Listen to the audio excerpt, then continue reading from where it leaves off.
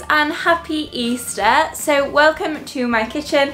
So today we're going to be doing a few horsey DIYs. So we're going to be making a horse Easter egg and we are also going to be making some horse Easter cookies, which I'm super excited about. So let's jump straight into it and I'll show you what you need.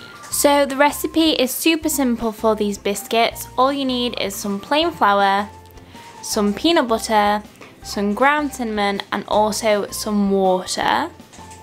So for your equipment you're going to want some cookie cutters, whatever shape you like. I just got these Easter ones off of Amazon because I thought they were really cute.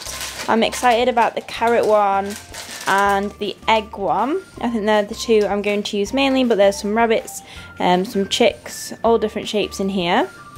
And then you're going to need a baking tray and some grease-proof paper. Then you just need a cup to measure and a mixing bowl and rolling pin. And finally for the icing you're going to want either some sort of icing pens like these, or if you want to do icing sugar that's absolutely fine, or fondant. Provided it's just simple sugar then it'll be absolutely fine for your horses. So the first thing you want to do is preheat your oven to 180 degrees Celsius.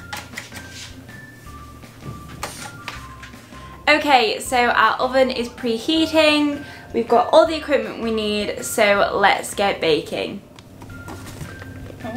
So this is a super simple recipe. All you need are 2 cups of flour,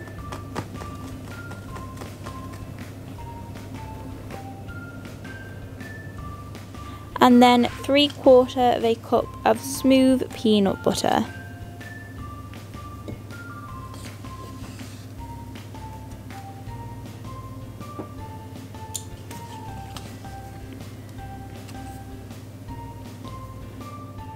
I will also be adding a dash of cinnamon just to add a little bit of flavour, although with the icing you don't technically need this. And then finally 3/4 of a cup of water. You can add this as you go along, you don't have to add it all at the start in case it becomes too wet. And then just try and start mixing that in until you get it to like a dough consistency. So the peanut butter will take quite a bit of mixing.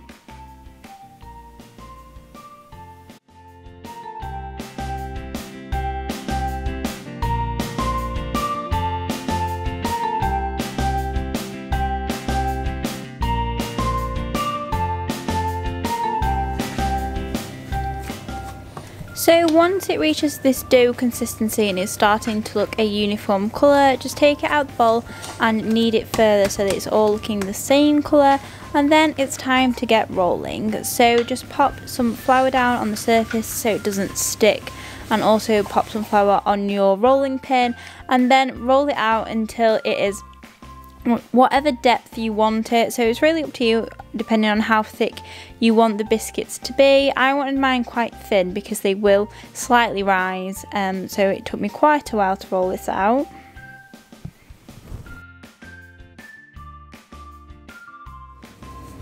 So this is actually doing a lot more than I thought it would, so you might not need like the full 2 cups of flour depending on how many you're wanting to make, and obviously it depends on the thickness as well. So if you want it quite thick, obviously it won't go as far, but I don't want mine like majorly thick.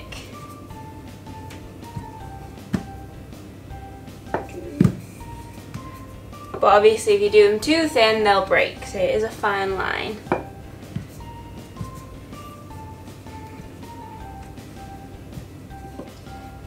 So I think that thickness should be about right. So once you've got it looking like a pizza dough, it's time to cut. Where have I put my cutters? Yeah.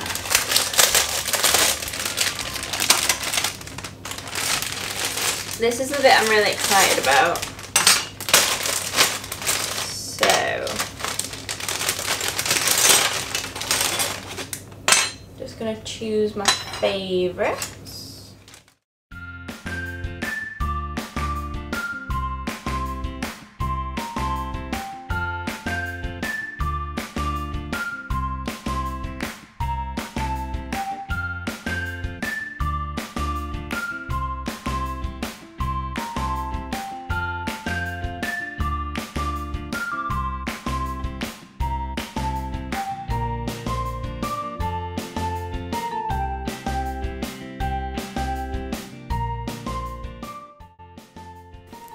So then it's time to carefully place your shapes onto some grease-proof paper on a baking tray, and be sure to pop them in the middle or lower section of the oven so that they don't burn.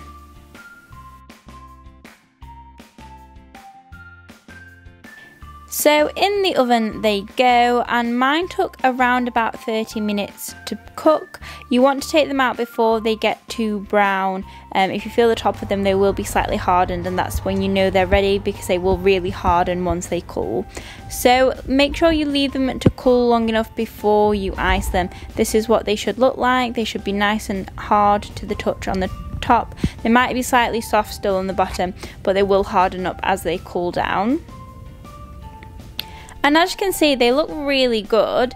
If you wanted to kind of not put icing on them, because obviously it's something that you should rarely give a horse, then you could add apple to these, or maybe some carrot, as a bit of a healthier option. But today, seeing as it's Easter and we'll all be stuffing our faces with chocolate, the horses get to have their sweet tooth, and I'm going to be putting some icing on these for them. So now it's really time to test those art skills. I have to say, I've not decorated a cookie in quite a few years, or a biscuit, or whatever you want to call it. So I'm going to start easy by trying to do a carrot, and we'll see how these turn out.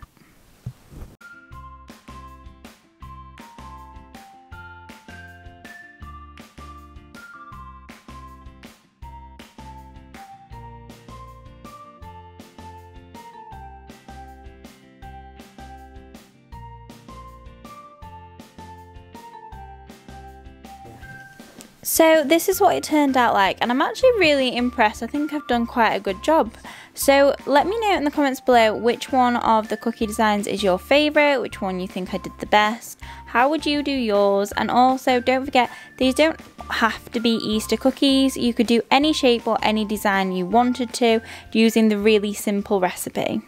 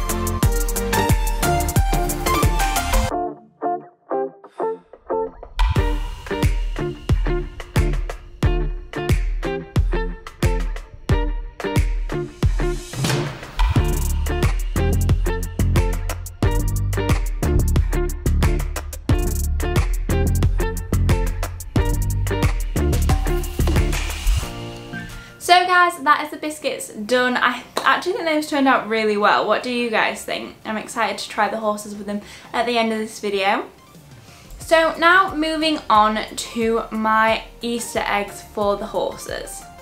So I was trying to think of some type of Easter egg I could create as a photo prop, but a giant one for horses, because obviously they can't have chocolate. And I came up with the idea of making a paper mache Easter egg. So this is what I'm going to make today. Now these are great photo props, or when I'm finished taking some photos with them, I'm actually going to use these to give the horses as some enrichment and see what they do with them. Obviously it will have to be supervised, because if they try and eat this or anything, that wouldn't be good for them. But yeah, so let's show you how you make your horse's Easter egg. So this ball is super easy to make, but it does take quite a while. So the first thing you're going to need is a balloon, obviously depending on the size. If you're wanting a really large one like I made, I ordered these extra large balloons off Amazon, so I'll link those in the description box below. So just blow that up to the desired size of your Easter egg. And then you're going to make some PVA mix, so just get any PVA glue and mix it with some water to make our paper mache and just give that a good stir. Then shred up lots of newspaper. You will need quite a bit because you need it to be quite thick, and then dunk some of that in there so it can start soaking up the PVA water mixture.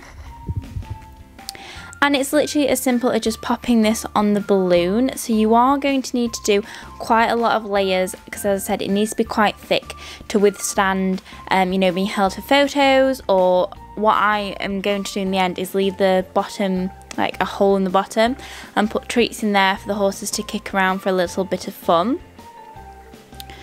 So it's going to take quite a lot of layers. My advice would be to do a layer, allow it to dry a little bit, then do another layer, because otherwise if you put too much on too soon, it goes to like a mulch and the balloon can't stand the weight of it all being quite wet on it.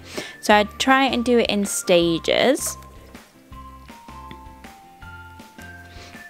I felt like I was back in school paper macheing a balloon, but I did actually find it really fun.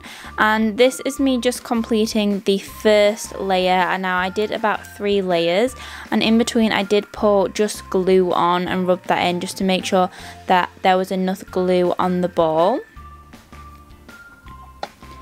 Now once you've got enough layers, you can go ahead and pop the balloon on the inside and paint the outside. So for this Easter egg, I'm going to do just pink for this one. I've already done my striped one, so I thought I'd go for a solid pink one that I could then draw you know, some lines and some doodles on.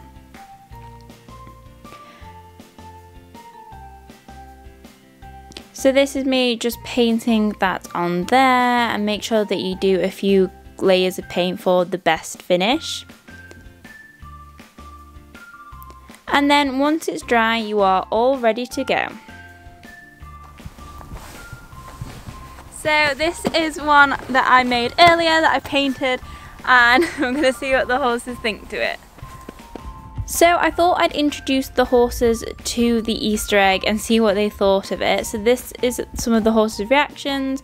Some of them weren't really fussed, but some of them had a good sniff of it. I hadn't put any treats in at this stage, so I'm definitely going to do that in the future, so I'll let you guys know how I get on with that. Because I do think the horses will actually play with this and kick it around a little bit. If it has treats in and they know that they can get it out, you can obviously make additional holes. So this is actually a really good DIY board and buster, but obviously, as I said previously, because it's made of paper and PVA, you would have to keep an eye on the horses when they have this to make sure they don't eat any of it.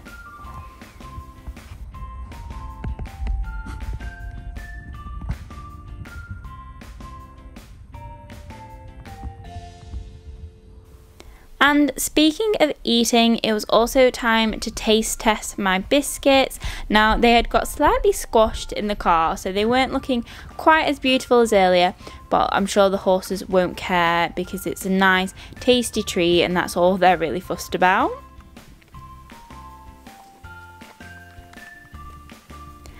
And as you can see, the treats went down really well. All of the horses really enjoyed these.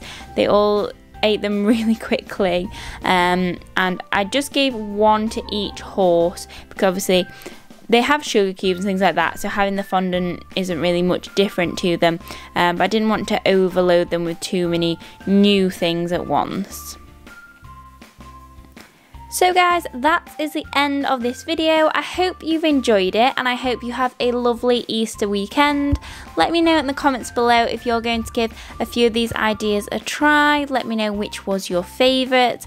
And don't forget to turn on that bell icon so you get a notification every single time I post. And I will see you on Wednesday for Weekly Vlog Wednesday. Bye guys!